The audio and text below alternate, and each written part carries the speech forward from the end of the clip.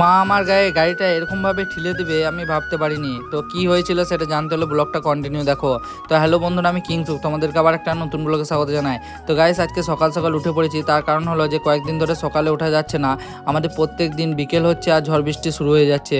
আর ঝড় বৃষ্টি শুরু হলে কি বলতো, ঘুমাতে খুব মজাই লাগে। আর এখন বাজে প্রায় 6:30। তো 6:30 সময় আমি ঘুম থেকে উঠেছি, দেখতেই পাচ্ছ। আর আজকে আমার বাড়ির লোক ডাকেনি, তার কারণ আমি জানি না, নিচে যেয়েই বুঝতে পারবো। তাই আমার নজর পড়লো যে আমার বউ ছাদের সিঁড়ি ঝাঁট দিচ্ছিল। যেহেতু ছাদের সিঁড়ি ঝাঁট দিচ্ছিল, সেহেতু বউকে বিরক্ত করতে হলে ঝাড়ুটাকে কেড়ে নিতে হবে। তাই ঝাড়ুটাকে কেড়ে আমি বউকে ঝাঁট দিয়ে শেখাচ্ছিলাম। আর ঝাঁট দিতে দিতে হঠাৎ করে আমার মনটা এতটাই খুশি হয়ে উঠলো যে আমি নাচতে নাচতে ওকে ঝাঁট দেওয়া শেখাচ্ছিলাম। তারপরে কালকে মনে পড়ে গেছিলো যে আমি একটা ছাতা নিয়ে ডাঙালে গিয়েছিলাম। সেই ছাতা ছিল আমার বাইকের ওপরে। যেহেতু সেই ছাতাটা আমার সবসময় দরকার, তাই ছাতাটাকে ভালোভাবে রেখে দিলাম। আর আমার পেরোপাড়ের জন্য অসুবিধা হচ্ছিলো, বাইকটা এমনভাবে রেখেছি, তাই বাইকটাকে আমি একটু সরিয়ে নিলাম। সরাতে হঠাৎ করে স্ট্যান্ডটা সরে গেল, তাই আমার গায়ের উপরে বাইকটা প্রায় পড়েই যেত। তো কোনো রকম বাইকটা বেঁচে ফেললো। আর বাইকটাকে আমি এক সাইডে রেখে আমি দেখতে পেলাম যে আম গাছের গোড়ায় আম প্রায় পড়েই রয়েছে। সেই আম গাছগুলোকে আমি দেখতে যাব যে আমার বাড়িতে আর কতগুলো আম পড়ে আছে। তো দেখতেই পাচ্ছ 10টা আমের মধ্যে প্রায় 8টা আম ঝরে গেছে, আর 2টো আম আছে আম গাছে।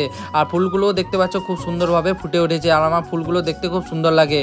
আর আমার স্টুডেন্টগুলো যেহেতু আসতে শুরু হয়েছে, সেহেতু এই তক্তাটাকে আমি এক সাইডে করে সোজা করে নেব, কারণ আমার স্টুডেন্টগুলো এই তক্তার উপরেই বসে।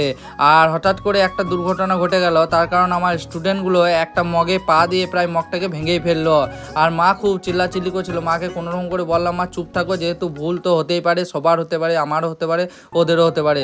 তো মা চুপচাপ সহ্য করে নিল। তারপরে আমি কলগেট ব্রাশ নিয়ে ইন্দারাতলাতে ব্রাশ করতে লাগলাম। ব্রাশ করার পরে ব্রাশ যখন হয়ে গেল, তারপরে আমি মুখ টুক ধুয়ে ফ্রেশ হয়ে চা খাবার জন্য প্রস্তুতি নিচ্ছিলাম। দেখতেই পাচ্ছ আমি মুখ ধুয়ে নিয়েছি। আর তারপরে দেখলাম আমার বউ চাটা নিয়ে আমাকে চা দিতে এসেছিল। চা খাওয়ার পরে আমি এক বোতল জল খাই। তোমরা জানো না, কিন্তু আমি এটা প্রত্যেকদিন সকালে রেগুলার জল খাই, আর জল খাওয়া সব থেকে ভালো। তারপরে আমার হঠাৎ করে চোখে পড়েছিল যে আমার বাবা এখনও পর্যন্ত ঘুম থেকে ওঠেনি। তাই আমি দেখতে গেলাম, বাবাকে উঠালাম 2-3 বার, তো বাবা এখনও ওঠেনি, কারণ কালকে বাবা লেট করে ঘুমাচ্ছিল। যেহেতু ঝড় বৃষ্টির কারণে ঘুমাতে মজা লাগে, আর আমার তোমরা তো জানো যে যেহেতু টিউশন পড়াতে হয়, তাই একটু সকাল সকাল উঠতে হয়েছিল। তারপরে হঠাৎ করে মনে পড়ে গেল যে স্টুডেন্টগুলো প্রায় আসতে শুরু হয়ে গেছে, আর দেখতেই পাচ্ছ ওরা চলে এসছে। আর আমি যে আয়নাতে আমার নিজের বন্দরের মতন মুখটা দেখে আমার খুব খুশি লাগলো, যেহেতু আমাকে দেখতে খুব ভালো লাগছিল। আর আমি কবে যে হিরো হবো সেই অপেক্ষায় আছি। তো আমার এই মিনি ব্লগ তোমাদের যদি ভালো লেগে থাকে, একটু লাইক কমেন্ট করো। চলো টাটা।